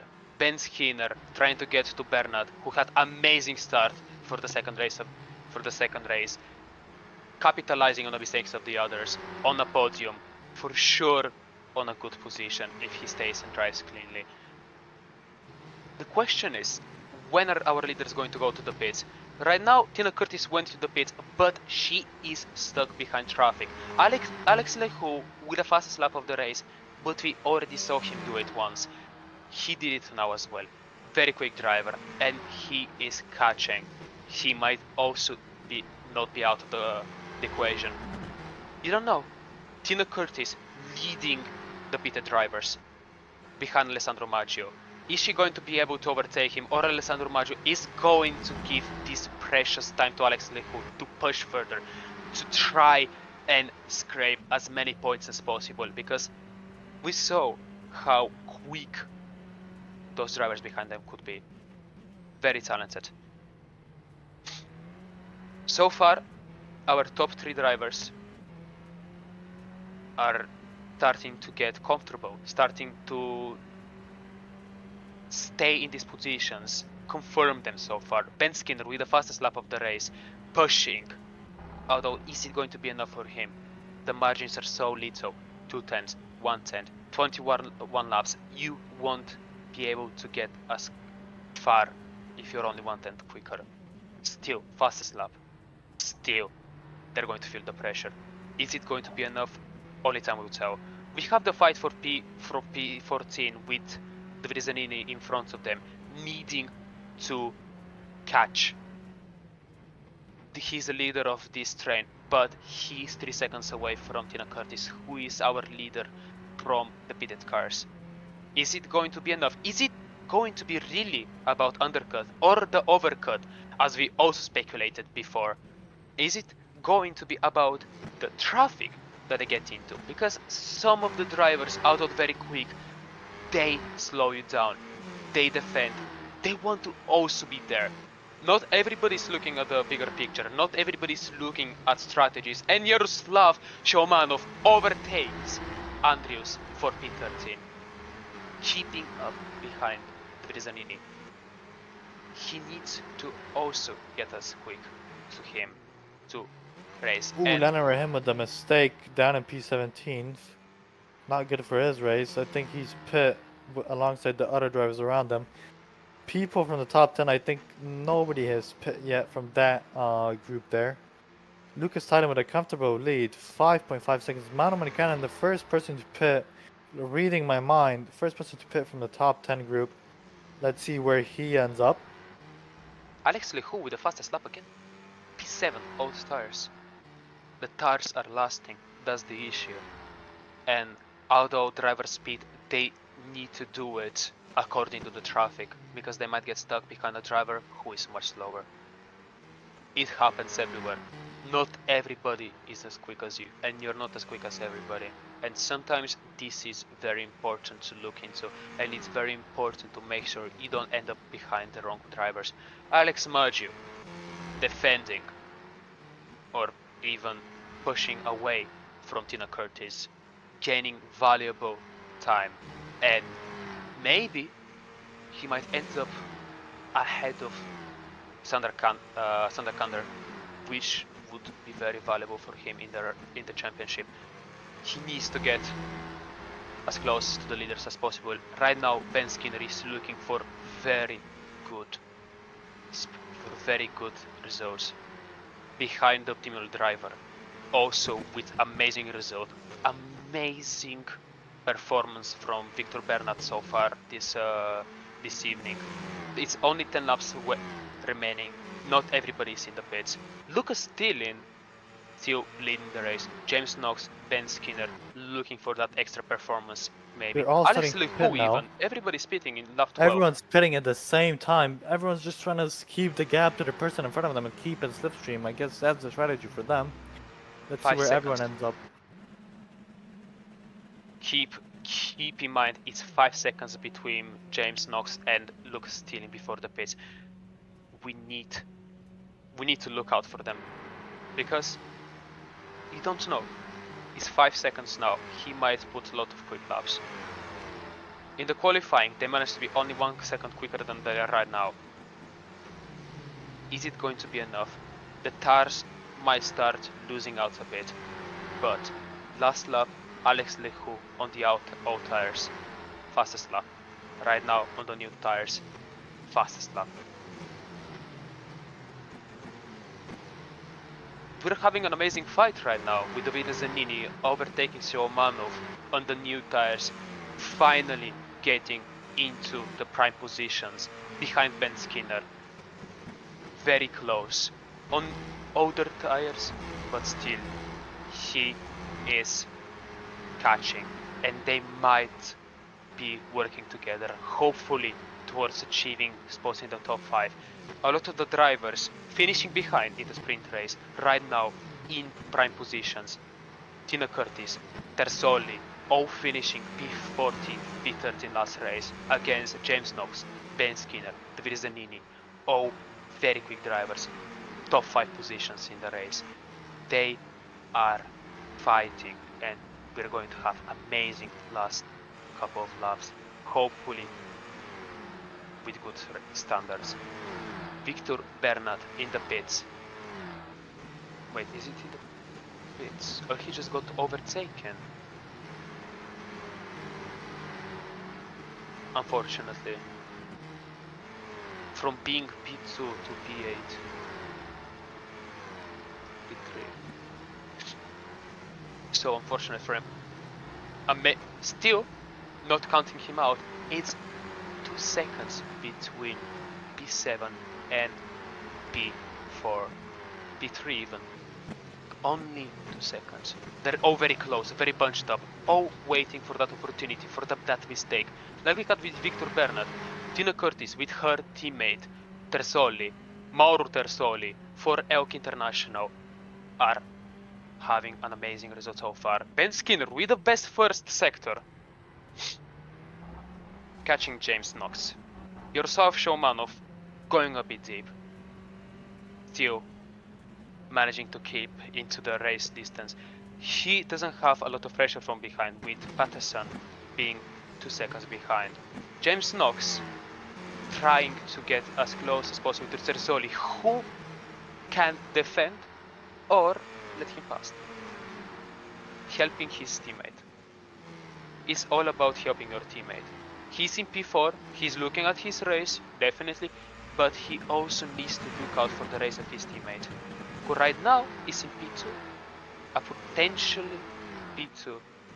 And I believe at this point everybody has pitted, so Pretty sure. Yeah, everyone has pitted except Martyr Zoli. He's in P3, but he's not really in it. He's just slowing down the people behind him. But Tina Curtis is actually in P2 and fighting for it, while Lucas Thailand is in a comfortable lead for P1. There's a fight going on for P3 though. Martyr Zoli, I think he's playing the team game. He's gonna sacrifice himself. He's gonna defend a lot, slow down James Knox, slow down Ben Skinner, and just hope they don't catch up to Tina Curtis by the end. There's only a few more laps. Martyr Zoli is doing everything he can to keep James Knox and Ben Skinner at bay. James Knox alongside him now. Martyr Zoli, I assume, is going to break late. They're 3 wide into the corner now. Ben Skinner backs off. Martyr Zoli goes wide, and James Knox goes through. Oh, barely any space given. Martyr Zoli has gone very slow now. He's been passed by Victor Burnett as well. Someone's wide. That's the optimal car of Victor Burnett that's went wide. David Zanini looking for the inside of Martyr Zoli. Martyr Zoli slight lockup, loses a bit of time. Now Victor Burnett is going through again. I think Martyr Zoli is going to be pitting slap if he can. Unless he gets blocked by the... Yeah, he's going to get blocked by other cars if he doesn't slow down. And he's lost them plenty of time, I guess. 3 seconds to Tina Curtis. Now it's all down to her. Someone's in the wall. Who is that? No, he didn't hit the wall, but he's off track. Who was that? I think that was Yaroslav Shawamanov that went super wide. I couldn't quite see who that was.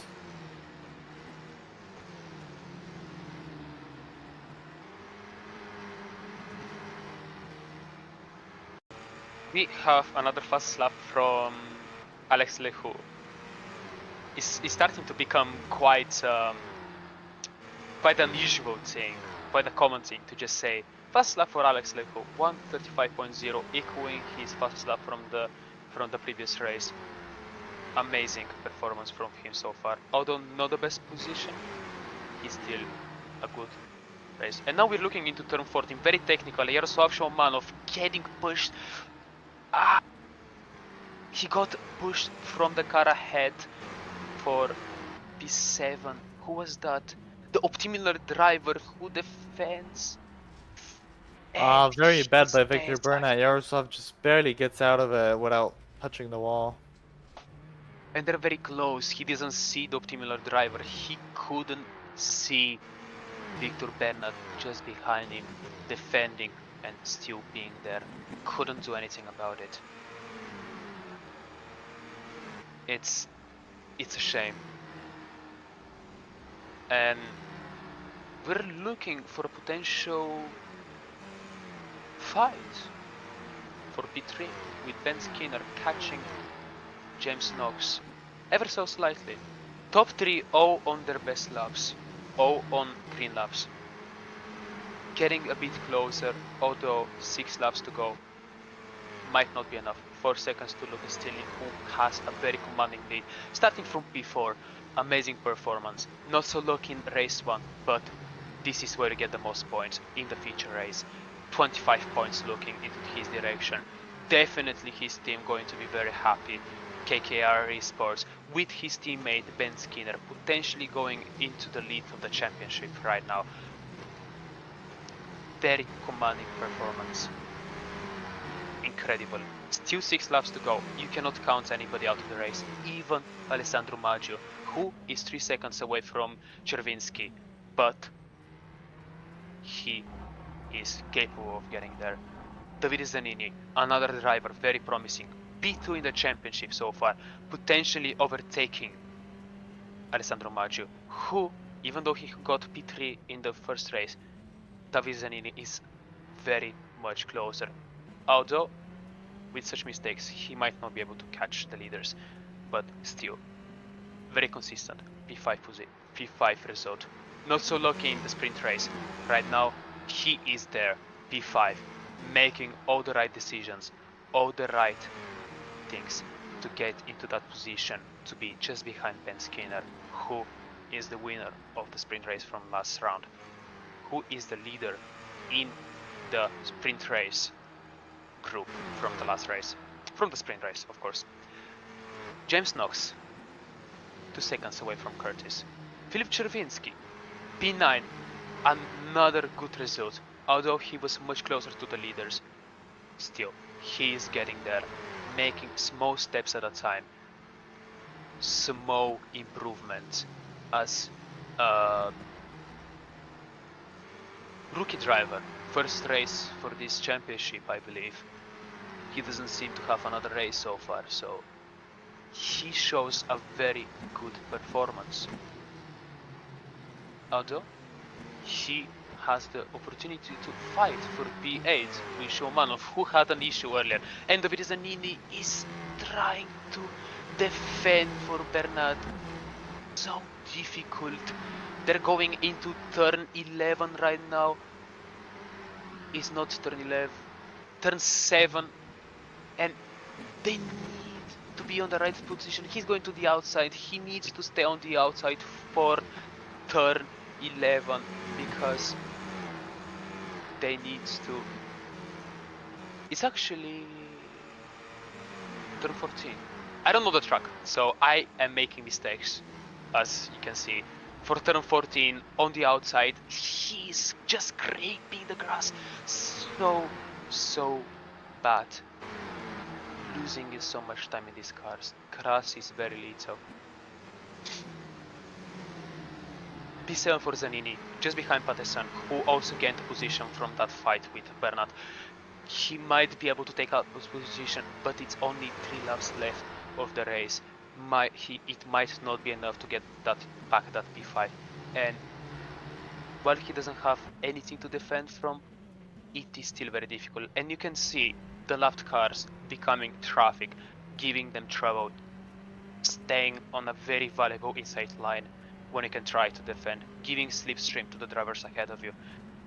It's another factor when you're doing these races. Some drivers are going to be a lap behind you. It's 21 laps. Sometimes people make mistakes and they're behind, and you need to be able to look at that. Filip Czerwiński with a very nice P9 so far. Is he going to be able to overtake Shomanov? Only 2 laps left at the end of this 3 laps actually at the end of this lap. It's a 3 wide from Patterson to Zanini. Who's going to be able to get to the position? Is it going to be Czerwiński from... No, that's not him. It's the Patterson against a left car actually ahead of him,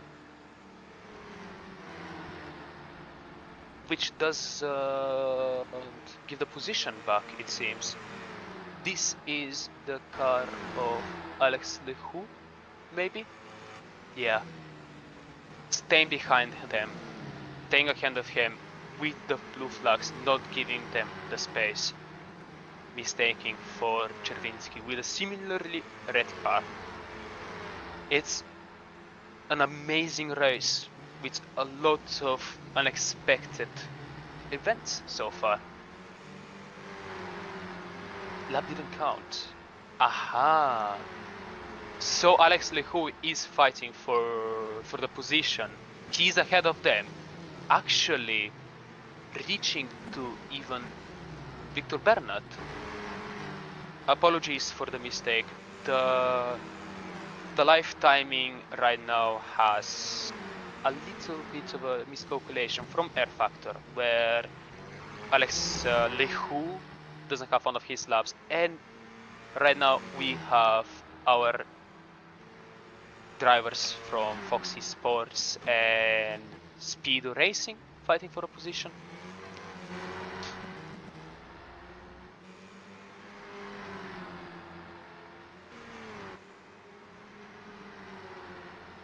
Yeah, Mono Cannon fighting with Isan Gutierrez for P11. Mono Cannon is going to get his first points if he just keeps it together and doesn't go below P15, which is quite hard because after P14 there's been some issues and the drivers are a lap down, but their laps are going to be reinstated after the race, so the result is not going to be for nothing. Mono Cannon. Small mistake! Oh, hits him in the back. Isan, I think, spun and they've collided into the wall. Another incident in the last corner. Just unlucky, very unlucky.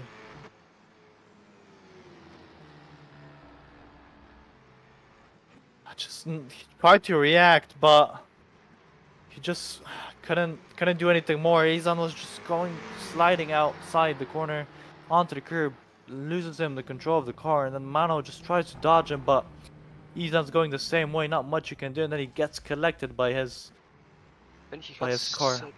such a nice race so far. Of course, not quite where he would want to be, but still, not so many mistakes. Good performance. It's such a shame that he has to end this position. He has to lose it potentially, even though it's 73 seconds. Actually, even more. He might keep it even from the pit lane. But still, right now we have a fight for P3, maybe P3 and P2. James Knox behind Tina Curtis, getting closer and closer, 3/10 per lap quicker.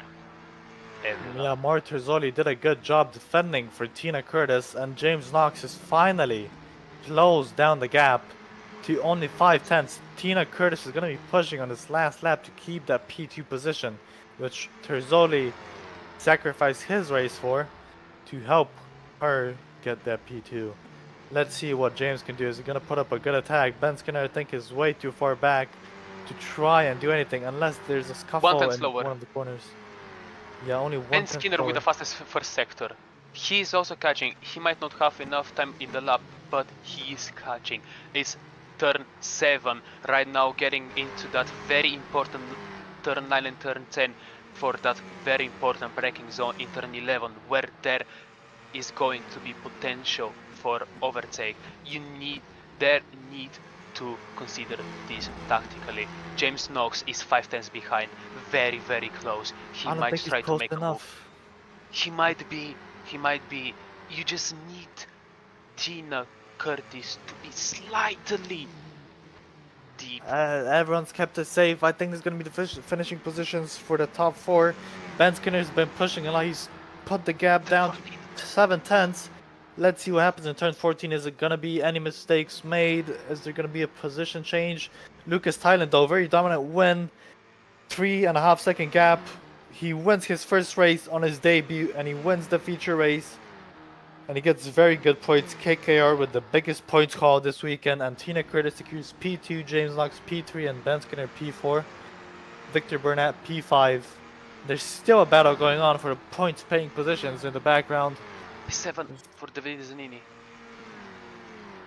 Interesting race. Yarosov is back into PA after his big shunt and earlier in the race. Very, very good drive by him. Let's see what happens. The laps might fix themselves when they all cross the finish line, but if not, we'll be reinstating them, so nobody has any issues.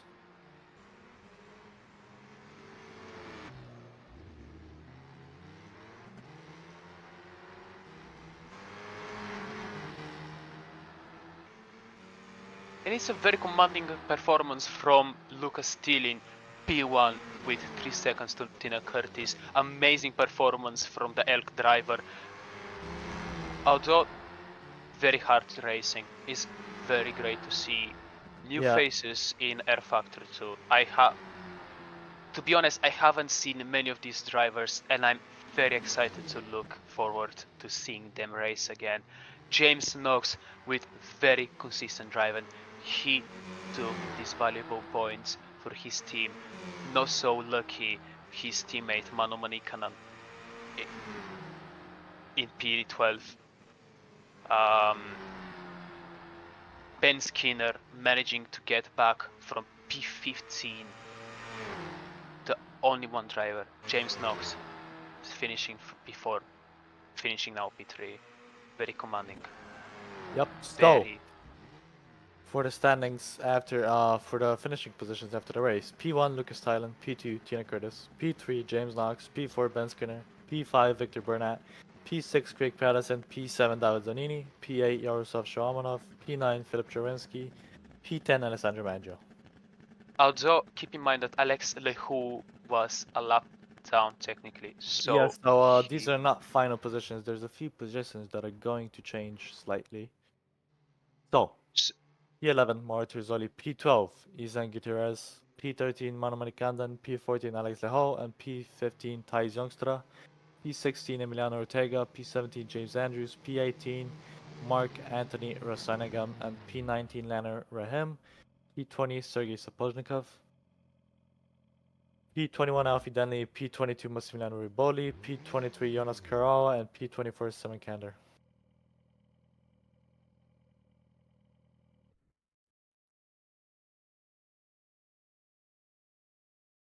and that's this race. Of course, we're going to be looking through. The stewards are going to be looking through the race finishing positions, the final ones. These are only provisional positions with the lap drivers. It's not going to be exactly that. There's going to be positions for Alex Lehoux, Youngstra, Ortega, who are not going to finish potentially in their positions. So working through that, we're going to see the positions during next week, whenever they're done by the stewards, and we might see new championship leader. Tina Curtis P2, and again this race. She might actually be our new championship leader, although we are not so sure yet.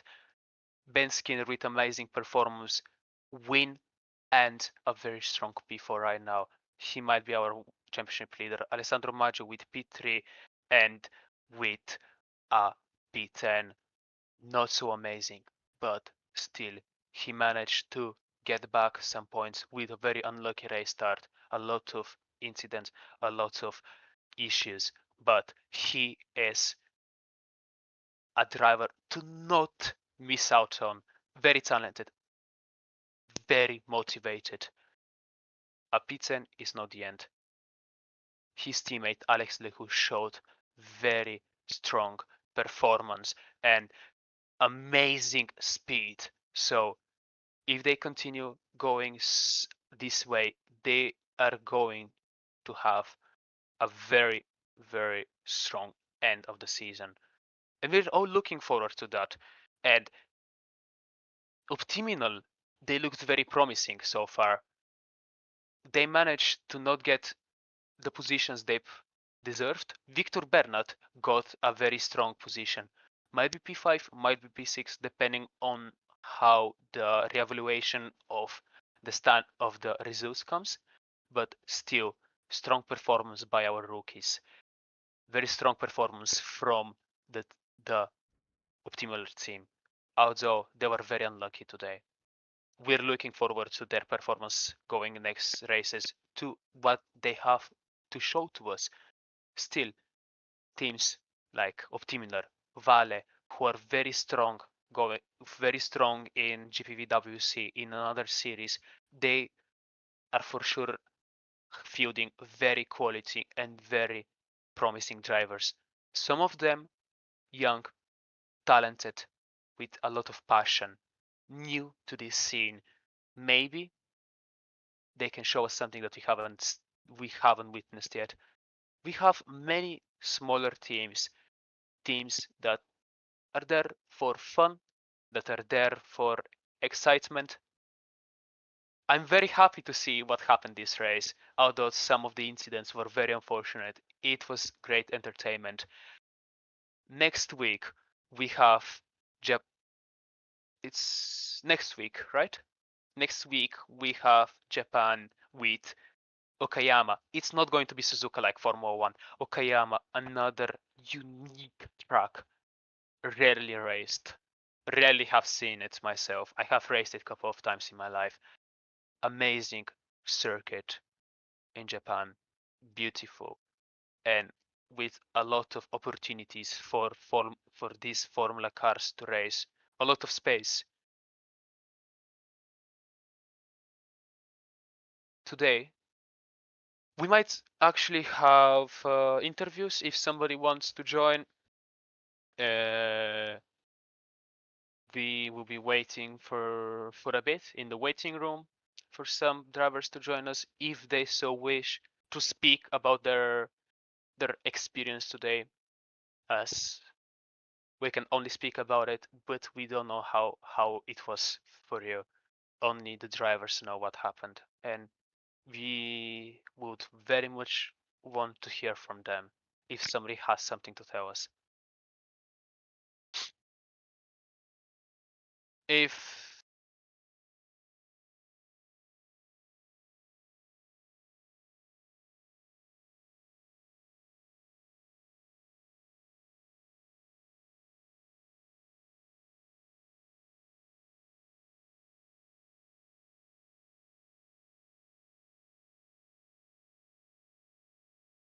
Nobody wants to join for an interview? I know race we don't know, TSPs, but come on. Even better.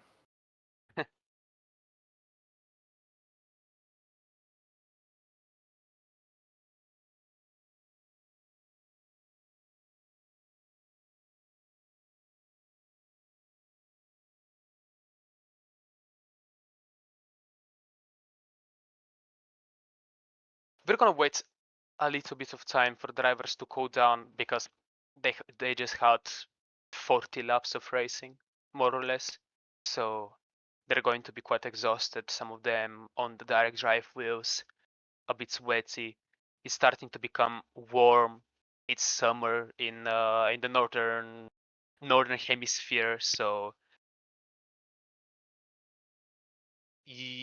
so some of these drivers need to make a break to take a break. We're gonna wait for a bit if somebody wants to join us. Again, showing our top 10. Lucas Tillin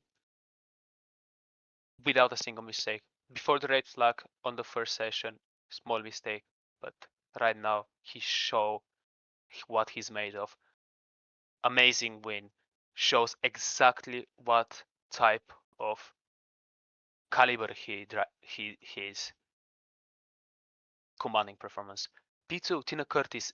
P So far, she's P3 in the championship. After this result, she might go a bit further, capitalizing on the mistakes by Alessandro Maggio and David Zanini. James Knox, again, just behind her, P3, P4 in the sprint and the feature races, might as well move forward. Ben Skinner with Lucas Tillin, P1, P4, the best performing team tonight.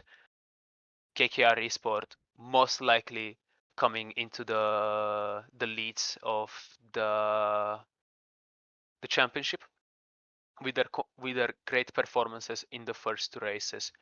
Victor Bernat showing good performance, good qualities, new driver, young, potentially young,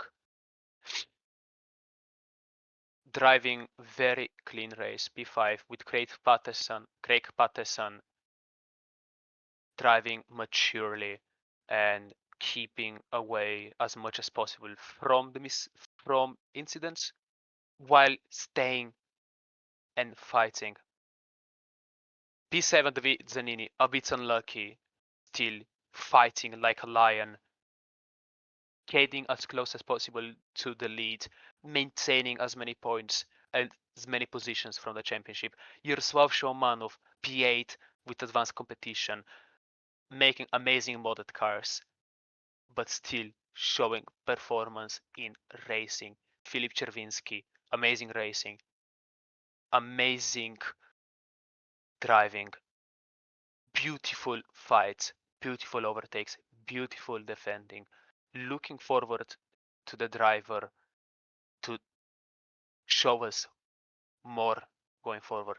And wrapping up the top 10 with Alessandro Maggio, our maybe not championship leader anymore, going into the next races. Still, he had a very good performance, 8 points to Davide Zanini from the first rounds, and 10 points from Tina Correst and James Knox might not be the case anymore. But again, very unlucky in the start of the race, managed to come back right now to P10 for the end of the race. And that's the top 10. Very eventful evening with a lot of overtakes, a lot of incidents, and we'll be wrapping up. Thank you guys for joining us tonight. I am very thankful to be part of tonight's broadcast with Remco Dezu and Samuil Slavev, Very, who very happy to have you. Great commentating, my Chris, for your first time. thank you very much, Samuil. It was my pleasure. I enjoyed it very much looking at the race from this perspective. Usually driving it, sometimes helping my teams, but this time also commentating on it, sharing my experience with you guys. Thank you so much for having me tonight. I I hope that everybody enjoyed this race, and we are going to be seeing you very, very soon next week, Okayama, on the 16th of May, Japan. Amazing track. We have after this following with United States, Atlanta Motorsports Park, another very good track made very well in R Factor. We have then France with Nogaro, and we and every single track unique going until the end of the season in Bahrain on 20th of June in Brands Hatch, one of the most legendary racetracks in the world, where we're going to see the final of our first season of open wheel Sprint series. race series, sim series. It's a very unique name of the championship, Open Wheeler Sprint Series. Very Yeah. unique name of the championship, and you caught me in a mental block of pronouncing the name.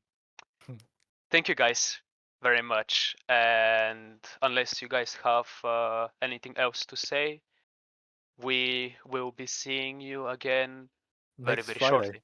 Yep. Next Friday. See you guys soon, yeah? Next Friday.